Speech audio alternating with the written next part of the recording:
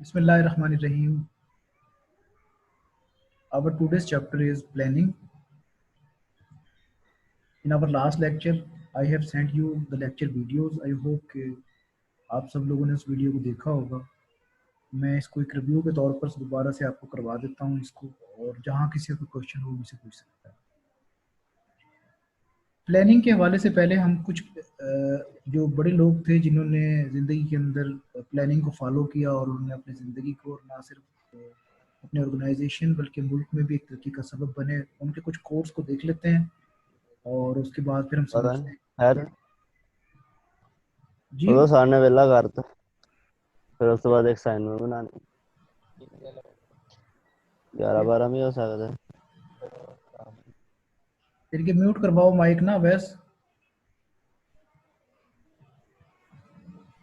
जी sir, क्या कह रहे हैं आप? इनके माइक म्यूट करवाओ ना, ये जो यार आवाज़ आ सारे रही. माइक म्यूट कर दो. यार ये सब माइक जो म्यूट कर दें. अच्छा, जापानीज कहते हैं कि when you are thirsty it's too late to dig a wall. कि जब आपको प्यास लगे तब आपको ख्याल आए कि आपको एक कुआं खोदना चाहिए, तो आप समझें कि आप बहुत लेट हो गए हैं. आपको प्यास लगने से पहले ही प्लान करना चाहिए कि कल को जब आपको प्यास लगेगी और आपको पानी पीना है तो पानी का कोई बंदोबस्त आपके पास होना चाहिए. तो वो कहते हैं कि पहले आपको इस चीज़ के बारे में प्लान करना चाहिए. थॉमस एल्वा एडिसन ये कहते हैं कि good Fortune is what happens when opportunities meets with planning.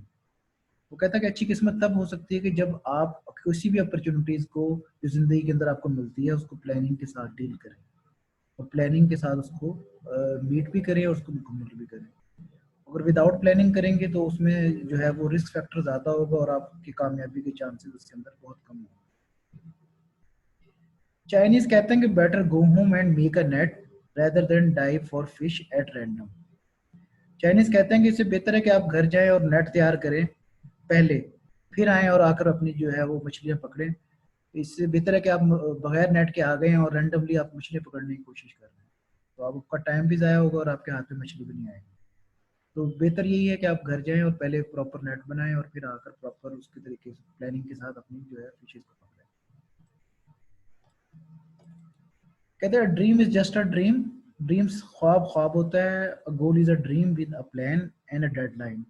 जबकि गोल जो होता है वो एक ऐसा ड्रीम होता है जिसके साथ प्लानिंग भी होती है और डेडलाइन भी होती है. सर आपकी आवाज नहीं आ रही. आप बाकी लोगों को आ रही है वैसे? जी सर, आ रही है आवाज. तो भाई ठीक है. आपके माइक का कोई इशू है, आप चेक करें. अच्छा, प्लानिंग को समझें एक जुमले में. अगर आप इसको समझना चाहें ना तो आपके लिए बड़े आसान हो जाएगा. प्लानिंग बेसिकली क्या है? किसी भी ऑर्गेनाइजेशंस के ना, जैसे मैंने आपको लास्ट लेक्चर में बताया था, हर ऑर्गेनाइजेशन के गोल्स और ऑब्जेक्टिव्स होते हैं. उन गोल्स को अचीव करने के लिए वो क्या करती है, स्ट्रेटजीज बनाती है. और स्ट्रेटजीज के साथ वो क्या करती है, वो प्लान्स ऑफ एक्शन बनाती है. और ये कौन बनाता है? मैनेजर बनाता है. उसकी जिम्मेदारी होती है कि वो उसने ऑर्गेनाइजेशन के गोल्स को अचीव करना होता है. एक प्रोसेस होता है जिसमें आप क्या करते हैं, अपने ऑर्गेनाइजेशनल गोल्स के लिए अपने स्ट्रेटजीज को स्टैब्लिश करते हैं और उन स्ट्रेटजीज को अचीव करने के लिए प्लान ऑफ एक्शंस बनाते हैं. और उन प्लान ऑफ एक्शंस को कौन बना रहा होता है? बेसिकली उसको इम्प्लीमेंट करने का और उनसे रिजल्ट्स लेने का रिस्पॉन्सिबल मैनेजर होता है. ये प्लानिंग्स कौन बनाता है? बेसिकली प्लानिंग्स में जो हायर लेवल की जो अथॉरिटीज होती है ना, जो सीईओ, डायरेक्टर, ये इस तरह के लोग इन्वॉल्व होते हैं. इन्वॉल्व होने के बाद वो ये प्लानिंग जो है वो फिर उनको मुख्तलिफ डिपार्टमेंट्स में जो भी इंचार्ज होते हैं उनसे शेयर कर लेते हैं. फिर वो अपने अपने प्लानिंग के मुताबिक अपने अपने टास्क को अचीव करते हैं. प्लानिंग हमने ग्रेड कोर्स में भी देखा कि इम्पोर्टेंट होती है क्योंकि ये आपको डायरेक्शन देती है. किसी भी चीज़ को अचीव करने के लिए मैंने 3 चीज़ें आपको बताई थी. नंबर 1 क्या है कि आपके अंदर इंटेंसिटी कितनी है उसको चीज़ों को हासिल करने के लिए. और नंबर 2 इज डायरेक्शन. अगर हम डायरेक्शन की बात करें तो दैट इज़ योर प्लानिंग.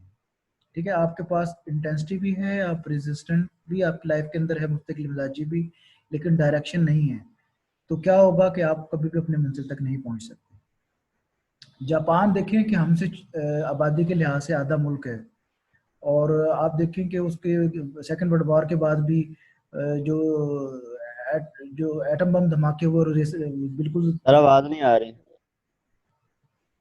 भैया फिर अब क्या करें, बाकी को तो आ रही है आवाज़. आप चेक करें, आपके कोई उसका मेरे ख्याल से स्पीकर या उसका कोई इशू है। आप लोगों को आ रही है वैसे आवाज? जी सर, आवाज आ रही है, ठीक है। अच्छा, ये मैंने आपको बताया तो जापानीज आप ये देखें कि हर सर आवाज कट कट के आ रही है, प्रॉपर नहीं आ रही सर। यार इंटरनेट का इशू होगा आपका। बाकी लोगों को तो आ रही है यार। आप लोग वीडियो में फिर देख लेना अगर आवाज नहीं आ रही तो, बाकी मैक्सिमम लोगों को तो जा रही है आवाज। Okay sir, thank you. अच्छा, ये मैं आपको बता रहा था कि हर 3 साल के बाद देखें वहां पर एक सुनामी आता है, और सुनामी के अलावा भी कोई कोई ना कोई बड़ा सैलाब या कुछ तरह की तूफान आता है जिसकी वजह से वहाँ काफी डैमेज होता है, लेकिन वो फिर भी ऑटो रिन्यू हो जाते हैं, ऑटो रिन्यूअल अपने आप फिर दोबारा तैयार हो जाते हैं। उसकी वजह क्या है, उनकी कामयाबी के पीछे रीजंस क्या है, वो प्लान करते हैं, किस तरह प्लान करते हैं। वहां पर एक टर्म यूज होती है काइजान। काई कहते हैं गुड को, और जैन कहते हैं चेंज को, यानी कि चेंज फॉर गुड। वो क्या करते हैं, अपने गोल जो सेट करते हैं ना, ये आपके लिए बड़ी इंपॉर्टेंट चीज है, याद रखें, नोट कर लें बेशक अगर आपके पास है या वरना समझ लें। वो अपनी जिंदगी की जो भी गोल सेट करते हैं ना, उन गोल्स को छोटे छोटे स्टेप्स में डिवाइड कर लेते हैं, और फिर क्या करते हैं कि वो स्टेप बाय स्टेप उन गोल्स को अचीव करते हैं। अब क्या होता है कि वो बर्डनाइज नहीं होते, ठीक है। जिस तरह हमारे यहाँ प्रॉब्लम क्या है कि हम फैसला, जिसका वेट ज्यादा है वो कल फैसला कर लेगा जी, प्लान कर लेगा कि कल मैंने 1 घंटा वॉक करनी है, एक्सरसाइज करनी है।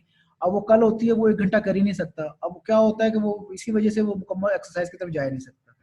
जबकि वो कहते हैं जापानीज के आप पहले दिन 5 मिनट वॉक करें या वर्जिश एक्सरसाइज करें, फिर हर रोज 1-1 मिनट बढ़ाते जाएं, और आप देखेंगे कुछ दिनों के बाद आप वही 1 घंटे पर पहुंच भी जाएंगे, आपके ऊपर बर्डन भी कोई नहीं होगा, और आप अपने टारगेट को अचीव भी कर लेंगे, और आपकी हैबिट भी बन जाएगी।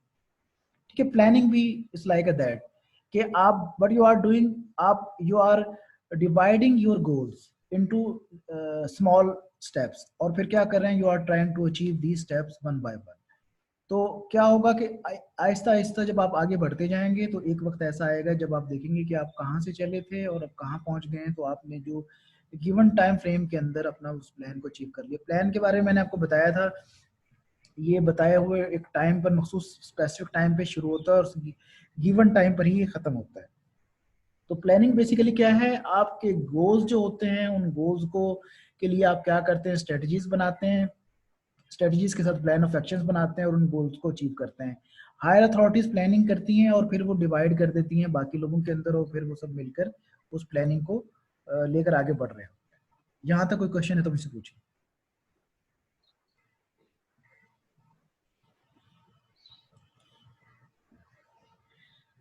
अच्छा, अब ये इसको देखें, goals are the target that management desire to reach, while plans are the means or actions which management need intend to use to achieve the set goals target। goals क्या है, आपके टारगेट्स हैं, और उन टारगेट्स को achieve करने के लिए आप जो मींस, जो एक्शंस तैयार करते हैं वो आपके प्लान हैं, जो मैनेजमेंट जो है वो यूज करती है और उन टारगेट्स को, ये गोल्स को अचीव करती है। याद रखें, कभी भी आपको ये अलग इनकी डिफरेंशिएशन बतानी पड़े तो गोल्स टारगेट्स होते हैं और प्लान मींस या एक्शंस होते हैं जो मैनेजमेंट जो है यूज करती है अपने उन गोल्स या टारगेट्स को अचीव करने के लिए। प्लान को बेस्ट डिस्क्राइब किया जा सकता है उनकी कम्प्रीहेंसिवनेस के हवाले से, टाइम फ्रेम के हवाले से, स्पेसिफिसिटी के हवाले से, फ्रीक्वेंसी ऑफ यूज के हवाले से। इसको हम डायग्राम के हवाले से देख लें तो, कि प्लान को इसी तरीके से वो उसने जो है इस डायग्राम में शो किया कि कम्प्रीहेंसिवनेस होनी चाहिए, उसका टाइम फ्रेम होना चाहिए, उसका फोकस होना चाहिए, जिसको स्पेसिफिसिटी कहते हैं, फ्रीक्वेंसी ऑफ यूज होना चाहिए।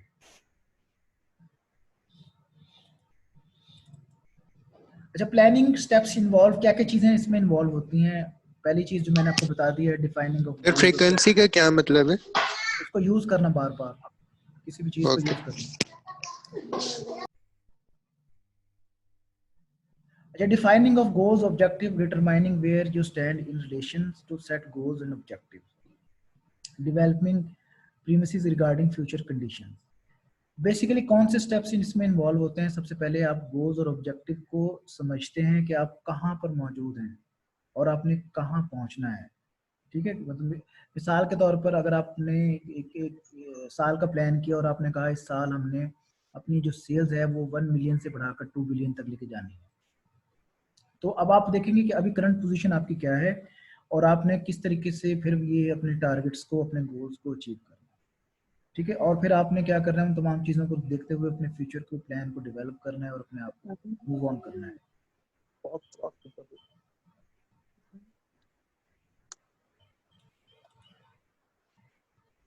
अच्छा, हम क्या करते हैं प्लानिंग स्टेप्स में, ये भी होता है analysing and choosing action alternative. जैसे मैंने आपको बताया, प्लान जो होते हैं वो आपके मीन्स या एक्शंस होते हैं। जब भी आप किसी टारगेट्स को या गोल्स को अचीव करते हैं ना, तो आपके पास पैरेलल प्लान होता है। मिसाल के तौर पर अगर आपने एक प्लान किया और आपने देखा कि अगर ये प्लान हमारा कामयाब सक्सेसफुल नहीं होगा तो हमारे पास उसका अल्टरनेटिव क्या है। अगर आप एनालाइज ही नहीं करेंगे और डिपेंड कर लेंगे कि जी यही होगा तो हम आगे बढ़ेंगे, तो ऐसा कभी भी नहीं होता है। तो याद रखें, लाइफ के अंदर कोई भी चीज़ किसी भी टाइम पर जो है वो फेल हो सकती है, और कोई भी ऐसी चीज़ जो है जिसको आप बिल्कुल वो समझ रहे होंगे यूजलेस, और वो आपके काम आ सकती है। इसलिए प्लानिंग के अंदर हमेशा एनालाइजेशन साथ साथ चलनी चाहिए, और जो बेस्ट ऑप्शन होता है उसको आपने यूज़ करना होता है, ताकि आप अपने सक्सेस को, अपने टारगेट्स को टाइमली अचीव कर सकें। इम्प्लीमेंटिंग द प्लान, उसके बाद आपको पता हो कि प्लान को इम्प्लीमेंट कैसे करना है। ऐसा ना हो कि आपने तमाम के तमाम स्टेप्स लिख तो लिए हैं, सोच भी लिए हैं, डिस्कस भी कर लिए हैं, प्लान बना भी लिया है, लेकिन उसको इम्प्लीमेंट ही नहीं किया। और जब इम्प्लीमेंट ही नहीं होगा, मीन्स ऑफ एक्शंस आप इम्प्लीमेंट ही नहीं करेंगे, तो आगे कैसे बढ़ेंगे और आपके टारगेट्स और गोल्स कैसे आप अचीव कर पाएंगे। Evaluating results and taking corrective actions, जो भी रिजल्ट्स आते हैं उसको इवैल्यूएट करते हैं, उससे देखते हैं अगर आपको कोई ऐसे मेजर्स आपके सामने आते हैं जिनके लिए आपको करेक्टिव एक्शंस लेना है और उसको और बेहतर बनाया जा सकता है, तो आप फौरी तौर पर वो एक्शन लेंगे और उसको अपने आप को, उसको अपने काम को बेहतर बनाएंगे। मैनेजर कैसे प्लान करता है, ये देखिए मैनेजर क्या करता है कि सबको इन्वॉल्व करता है। ठीक है, जितने भी लोग होते हैं, जितने भी डिपार्टमेंट्स के लोग होते हैं, सबसे उनकी राय लेता है। ठीक है, वो तमाम के तमाम अपने अपने उसके कोई जो अपना डेटा के मुताबिक अपने अपनी राय देते हैं। ठीक है, तो वो क्या कर रहा होता है, उसको उनको एनालाइज भी कर रहा होता है, उनको इम्प्लीमेंट भी कर रहा होता है, उनको कोई प्रिवेंटिव एक्शंस भी उसके उसके हवाले से ले रहा होता है। फिर फाइनली रिफाइंड डिसीजन होता है। फिर वो कहता है हाँ जी, ये एक ऐसा कंसेंसस के साथ डिसीजन हमने बनाया है जिसमें सब लोग इत्तेफाक करते हैं, और हम इस सब को लेकर जो है वो हम आगे बढ़ेंगे। ये होता क्या कब है, प्लानिंग जब आपके पास एक अच्छी टीम हो। ठीक है, जाहिर बात है आप कोई प्लान कर रहे हैं, एक तो इंडिविजुअल प्लान आपकी ज़ात के हवाले से है। आप कहते हैं जी मैंने BScs की डिग्री को अच्छे मार्क्स में जो है वो मुकम्मल करना है, और उसके साथ साथ कोई सर आवाज कैसे ऑन होगी? माइक अपना देखे ना, वो म्यूट हुआ होगा, उसको अनम्यूट करें।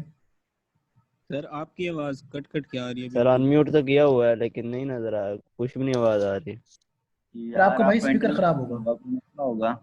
हमें सर हमें तो सही आ आवाज रही आ थी। रही है, हमें कट कट के आ रही है। भाई आपके सिग्नल इशू होगा ना, कहीं बाहर आके बैठेंगे जहाँ पर सिग्नल आपको क्लियर है। इंटरनेट की वजह से होता है ये सारा। यार सर बिस्तर से बाहर आ जाना आप लोग। 4G चल रहा है। ठीक है, ये मैंने आपको बताया प्लानिंग कैसे होती है कि managers involve everyone and share the topic, या जो जिसके भी हवाले से वो उससे उनके साथ उनकी राय लेना चाहता है। तो व्हाट विल हैपन कि everyone give their suggestions, their inputs to the manager refine the idea and take the right decision for the right plan.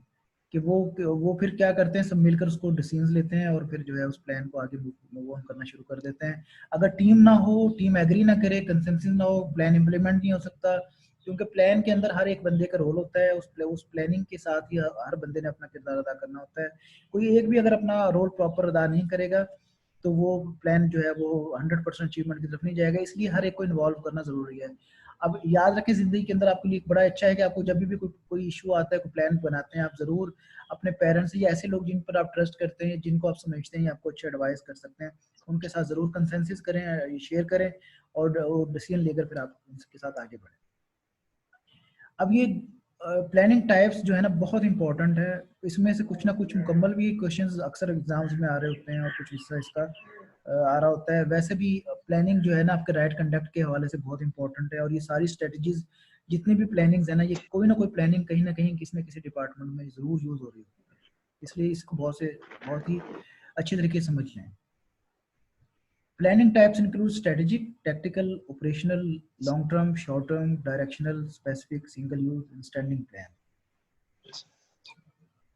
Strategic planning जैसे मैंने आपको बताया था कि strategic planning क्या होती है। strategic planning कहते हैं जो long term planning होती है। ठीक है, जो इदारा अपने आने वाले फ्यूचर के लिए प्लानिंग करता है और अपने आप को सेफ साइड रखने के लिए उस प्लानिंग को पर अमल करता है। Strategic planning sets the long-term directions of the organization in which it wants to proceed in future. समझा कि strategic planning long term planning होती है जो फ्यूचर के लिए की जाती है, जो एक डायरेक्शन होती है ऑर्गेनाइजेशन के लिए कि वो आने वाले वक्तों में एक और जो ऑर्गेनाइजेशन या कॉर्पोरेशन या इंडस्ट्री अपने आप को कहाँ देखना चाहती है। स्ट्रेटेजिक प्लानिंग का फोकस ब्रॉड फ्यूचर होता है, ठीक है, ऑर्गेनाइजेशन के हवाले से incorporating both external information gather by analysing the company competitive environment and the firm's internal resources manager determine the scope of business to achieve the organization long term objective। लेकिन क्योंकि मैंने आपको पहले बता दिया कि लॉन्ग टर्म ये strategic planning long term planning होती है। लॉन्ग टर्म प्लानिंग के लिए हम क्या करते हैं कि हम इंटरनल और एक्सटर्नल तमाम डेटा को कलेक्ट करते हैं, उसको एनालाइज करते हैं, अपने कम्पिटिटिव इन्वायरमेंट को देखते हैं, ठीक है, अपने इंटरनल रिसोर्सेज को देखते हैं। मैनेजर जो है वो इसको इन तमाम डेटा को एनालाइज करने के बाद स्कोप ऑफ बिजनेस देखता है आने वाले वक्तों में कैसे वो ऑर्गेनाइजेशन के लॉन्ग टर्म ऑब्जेक्टिव को अचीव कर सकता है। Strategic planning involves the analysis of various environmental factors and the competition. Most strategic plan focus on how to achieve goals 3 to 5 years into the future. Long strategic planning का ये बिल्कुल clear आपको बता दिया है कि जी बोलें क्या क्वेश्चन है, जी हाथ खड़ा किया है,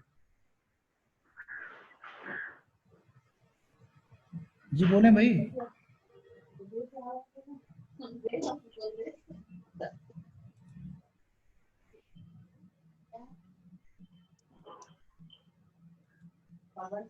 अच्छा, स्ट्रेटेजिक प्लानिंग में क्या है, मैंने आपको बताया कि आपके there are two types of environment, internal और एक्सटर्नल एनवायरनमेंट। क्या स्ट्रेटेजिक प्लानिंग के अंदर क्या होता है कि आप उसको अच्छी तरीके से जो है एनालाइज करते हैं। अब आपको इसकी स्ट्रेटेजिक प्लानिंग के अंदर क्या इन्वॉल्व होता है कि कैसे how to achieve goals 3 to 5 years into the future, कि कैसे आप अपने उन गोल्स को 3 से 5 सालों के अंदर फ्यूचर के अंदर कंप्लीट करेंगे, ठीक है, इसको हम क्या कहते हैं, स्ट्रेटेजिक प्लानिंग कहते हैं।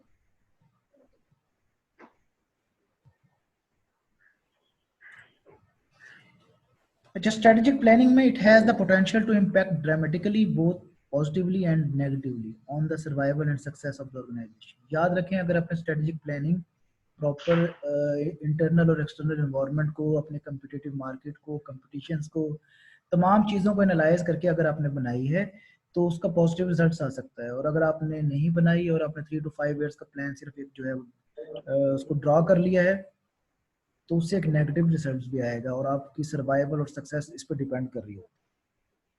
हॉरिजन 3 to 5 years का होता है।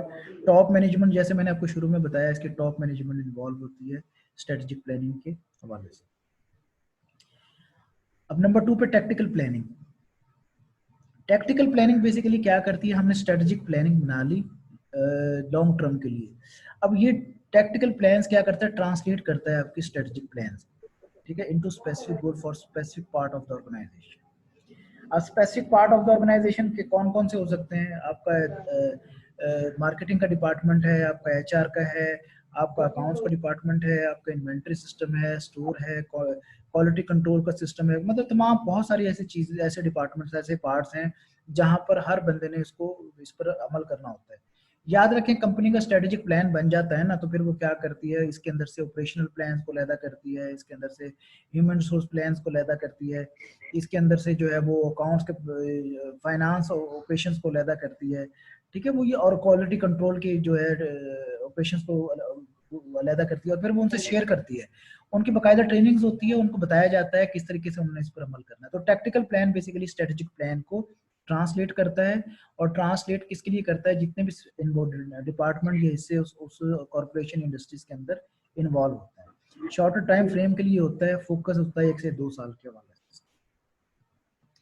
इसमें भी वही बातें हैं, instead of focusing on the entire corporation, tactical plans typically affect a single business within an organisation. जैसे मैंने आपको बताया कि जितने भी डिपार्टमेंट या बिजनेसेस उसके अंदर इन्वॉल्व होते हैं, ये बेसिकली टैक्टिकल प्लान क्या होता है, ये सबको फोकस उनके लिए होता है कि वो ऑपरेशंस वालों को पता चल गया कि उनको किस तरीके से ये जो है उसको प्लान्स को लेके चलना है। आपकी मार्केटिंग, इन्वेंट्री, आपकी सेल्स, आपके जितने भी मैटर्स हैं, जितने भी बिजनेस यूनिट्स उसके अंदर इन्वॉल्व हैं, सबके लिए अलग-अलग मतलब इसकी जो है वो प्लान्स ये ट्रांसलेट कर देता है स्ट्रेटजी को।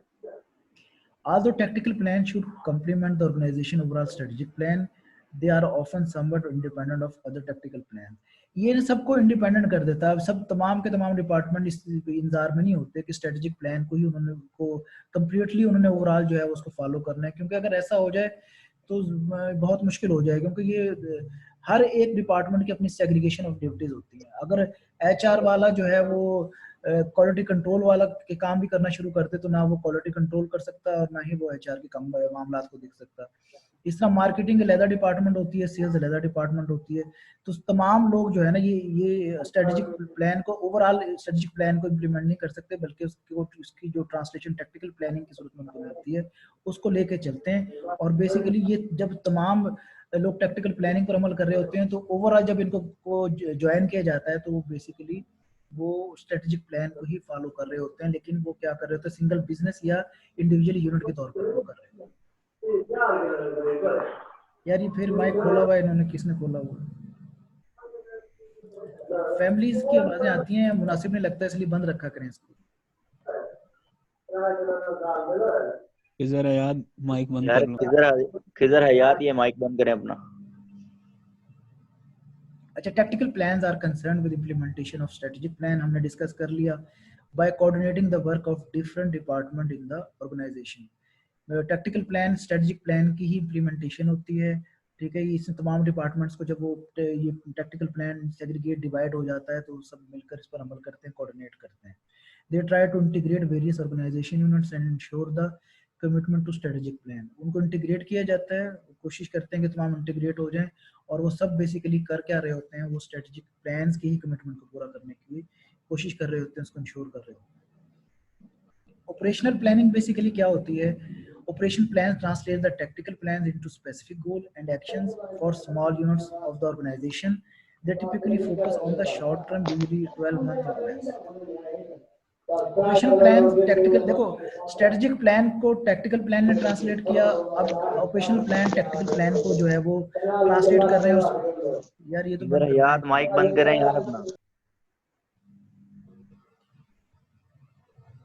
ऑपरेशनल प्लान बेसिकली ट्रांसलेट कर रहे हैं टैक्टिकल प्लान्स को, ठीक है। उनको स्पेसिफिक गोल्स और एक्शंस जो है वो स्मॉल ऑर्गेनाइजेशंस के लिए, मिसाल के तौर पर ऑपरेशनल प्लान में क्या है कि आप अपनी सेल्स को इंक्रीज करना चाहते हैं, तो but you are making plan कि how you can make functional your marketing, sales and operational department. तो उसके लिए क्या कर रहा है, ये आपका ऑपरेशनल प्लान जो है वो टैक्टिकल प्लान्स के अंदर स्पेसिफिक गोल्स निकाल रहा है कि हमने अपने सेल्स को बढ़ाना है। हमने जिस तरह अब आप सीएस की है, आप सॉफ्टवेयर हाउस चला रहे हैं, आपने अपनी कोई सर्विसेज को बेहतर बनाना है या अपनी और प्रोजेक्ट्स हासिल करने हैं, तो बेसिकली ऑपरेशनल प्लान जब आप करेंगे तो उसमें क्या होगा कि आप उसी तरीके से अपने मार्केटिंग, सेल्स और ऑपरेशंस को बेहतर करेंगे, तो उससे क्या होगा कि आप अपने बिजनेस को बेहतर बना सकते हैं। ये they typically focus on the short term, usually 12 month or less, 12 माह या इससे कम अरसे के लिए ये ऑपरेशन प्लान बनाए जाते हैं, तो ये चेंज होते रहते हैं। Long term planning is a strategic nature and involves long periods, say 3 to 5 years. The long term plans usually encompass all the functional areas of the business and are affected within the existing and long term framework of economic, social and technological factors. Sir जो हमने first पढ़ा था strategy, वो जो strategic था वो भी same नहीं होगा लॉन्ग टर्म प्लानिंग? उसमें भी तो लॉन्ग टर्म थे। हाँ, लेकिन वो स्ट्रेटजी तो ओवरऑल जो है ना कॉर्पोरेशन के हवाले से है। ये लॉन्ग टर्म जो है ये उसी की तो नेचर में तो उसी तरह है, लेकिन आगे इसको देखो ना, इसके अंदर और थोड़ी सी चीजें डिफरेंट होती हैं। नेचर वाइज लॉन्ग टर्म ही होता है, लेकिन थोड़ा सा जो है ना इसके अंदर वो स्ट्रेटेजिक प्लान मैंने आपको बताया कि वो एक ओवरऑल कॉर्पोरेशन को कवर कर रहा होता है। अब लॉन्ग टर्म प्लान अगर आपके सेल्स के हैं, लॉन्ग टर्म प्लान आपको एक्सटेंड करना चाहते हैं अपने ऑपरेशंस, लॉन्ग टर्म प्लान अगर आप ये चाहते हैं कि आप जो है वो अपनी जो है टर्नओवर को बढ़ाएं, तो ये इसमें थोड़ा सा ये आ जाता है कि ये आप जो department wise long term plan बना रहे हैं, वो तो एक ओवरऑल बन गया ना। अब इसकी मिसाल आप देख लें। अच्छा जी, मुझे अपना मोबाइल ऑफ कर दे, मेरी जूम पे मीटिंग है जी। ये कौन था? ये यहाँ से नहीं हो सकता, ये अवैस इनका सबका माइक मेरी तरफ से पास असफंद है सर, असफंद नाम है। अम्मी अथर रोड़ा ना पा, असफंद नाम का लड़का है कोई। ये आपका क्लास फेलो है? यार जी। ये भोला वगैरह कौन है? इनकी अस- अटेंडेंस नहीं लगेगी फिर ना कहना। अच्छा अपने नहीं, नेम से आईडी कौन है? बना के आए। यहाँ से नहीं म्यूट हो सकते ये, इधर से मेरे पास से सर ये आपके पास से हो सकते हैं। कैसे? सर ये कोई म्यूट ऑल फेक लोग आए हैं सर, भोला और ओप्पो। सर म्यूट ऑल कर दें आप। म्यूट ना हो जाए कहीं। सर नहीं आपकी नहीं होगी सर, म्यूट ऑल कर दें, बाकी सबकी हो जाएगी। ये पार्टिसिपेंट्स में है म्यूट ऑल, यहाँ पर तो एक म्यूट का ऑप्शन है। कौन है यार? ये फेक आए हैं कोई, यार कोई भोला नाम का है, एक है ओप्पो। उन्हें कहो भाई ओरिजिनल नाम से आओ। ये भोला कौन है यार? मर्जी है उनको। ये कोई एथिक्स होते हैं क्लास के। यहाँ कहाँ हो सकता है उसका ऑप्शन? हमें बोल एक मिनट।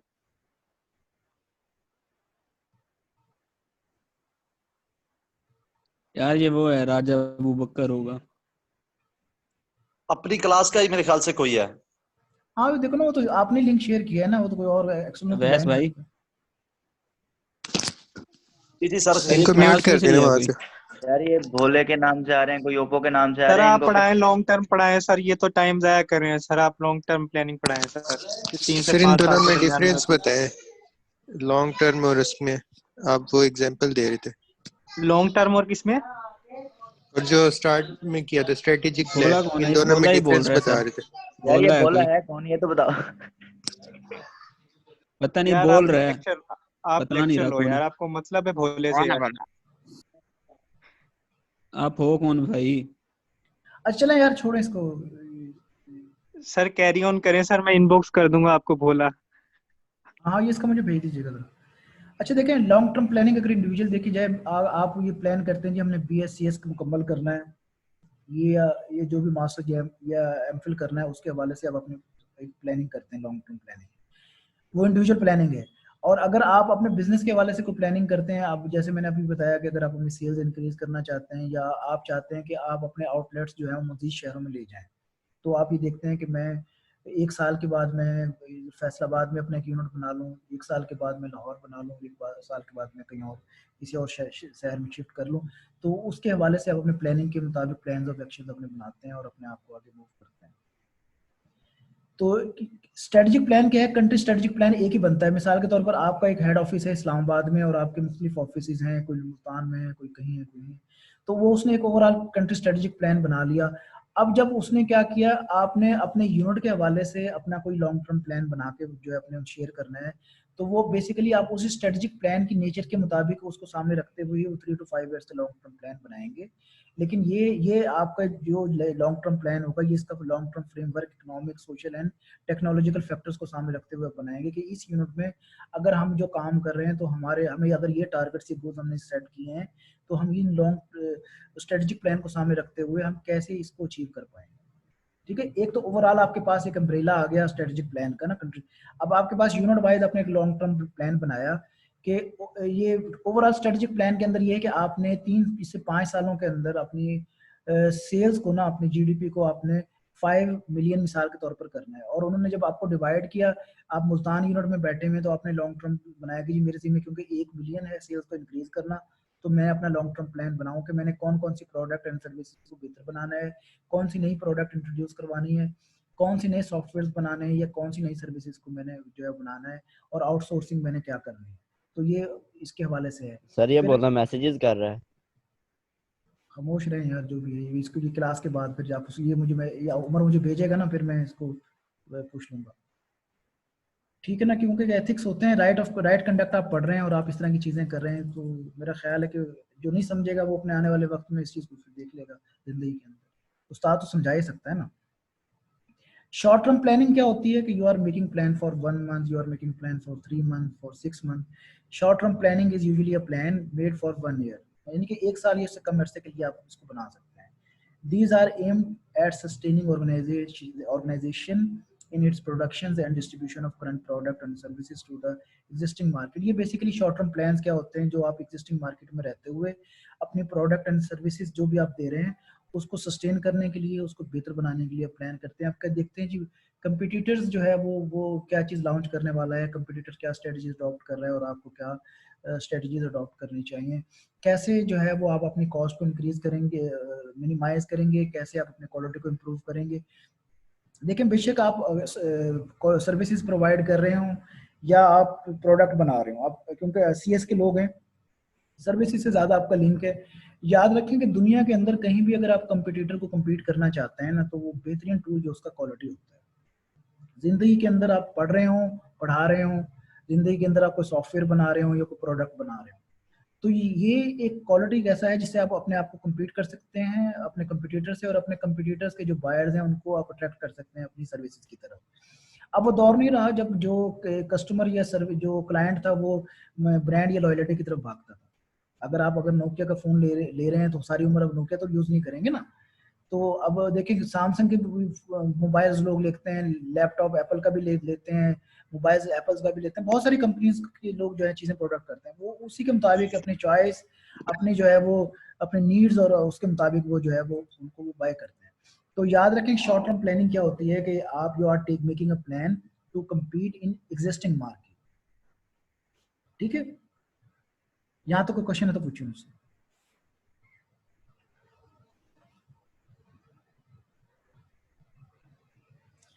Standing plans पर आ जाएं। Standing plans are put to use again and again over a long period of time. Once established, they continue to apply until they are modified or amended. Standing plan help managers when dealing with routine sir matters. आवाज सही नहीं आ रही sir, सबकी नहीं आ रही या मुझे नहीं आ रही सर? आप हो कौन भाई?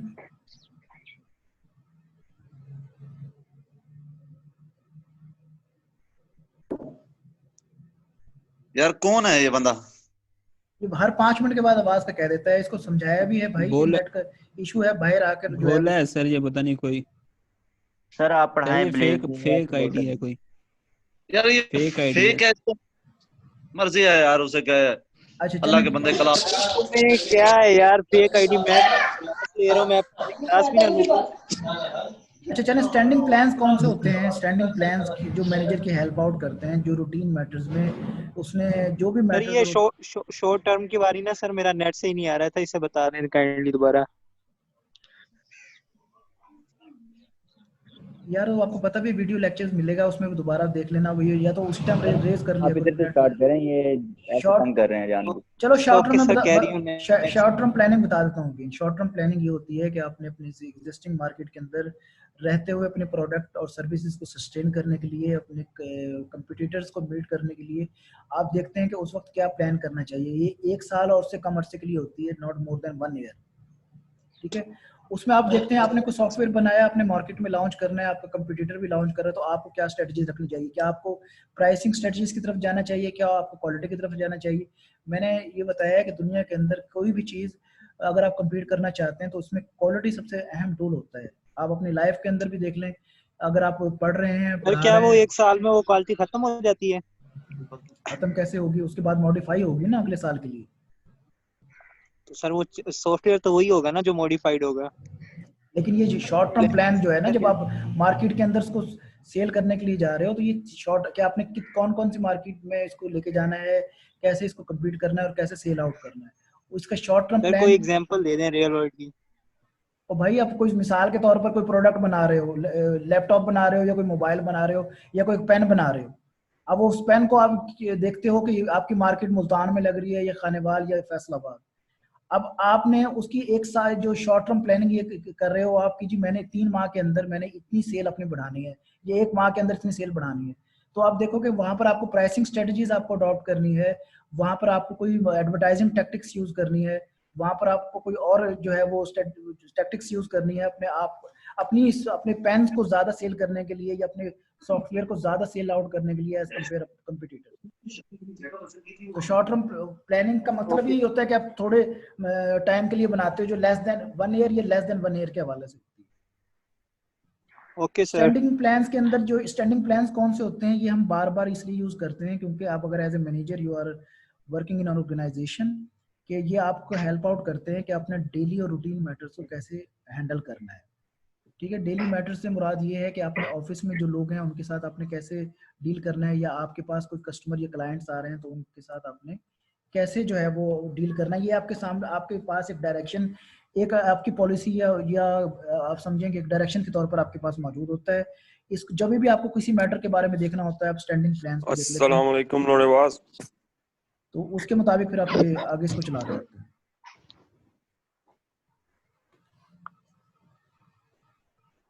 ये देख लो, वैसे ही पता नहीं सर आपने ये किस किस के साथ सर ये शेयर। सलमान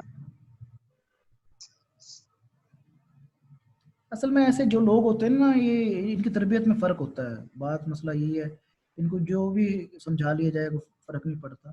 मुझे अब यहाँ से ये समझ नहीं आ रही कि ये ऑल म्यूट होंगे कैसे। सर आप ऐसा करें, मुझे होस्ट बना दें सर, मैं म्यूट कर देता हूँ इनको। कैसे बनोगे आप होस्ट? सर ये मोर में जाके जी, मीटिंग सेटिंग्स में जाके सर, यहाँ पर तो ये fuse miss recording, stop recording है, डिसेबल सर पार्टिसिपेंट। आप छोड़ें सर, ये डिस्ट्रैक्शन पैदा कर रहे हैं, आप प्लीज सर बढ़ाएं। ब्रो ये कौन सी डिस्ट्रैक्शन है? What is this? आपका यार आप बिहेवियर बदतमीजी करो, सर को पढ़ाने दो ना यार। क्या बदतमीजी की है? सर ने पूछा है तो आंसर दिया यार। आप मतलब आप किस मूड में यार बैठे सर ने हो? आपसे पूछा है कुछ, है आपसे कोई, आपके घर वाले नहीं कुछ पूछते हैं? आप अपना बता काम रहा हूँ करो, मैं सर को पढ़ाने दो। जी आपके घर यार आप वाले हो पूछते कौन, हैं अपना मुझसे। नाम से आईडी बना के आओ ना। कोई एथिक्स नहीं है यार कोई बात करने के। किस तरह कौन बात हूँ, कर रहे हो? इंसान हूँ?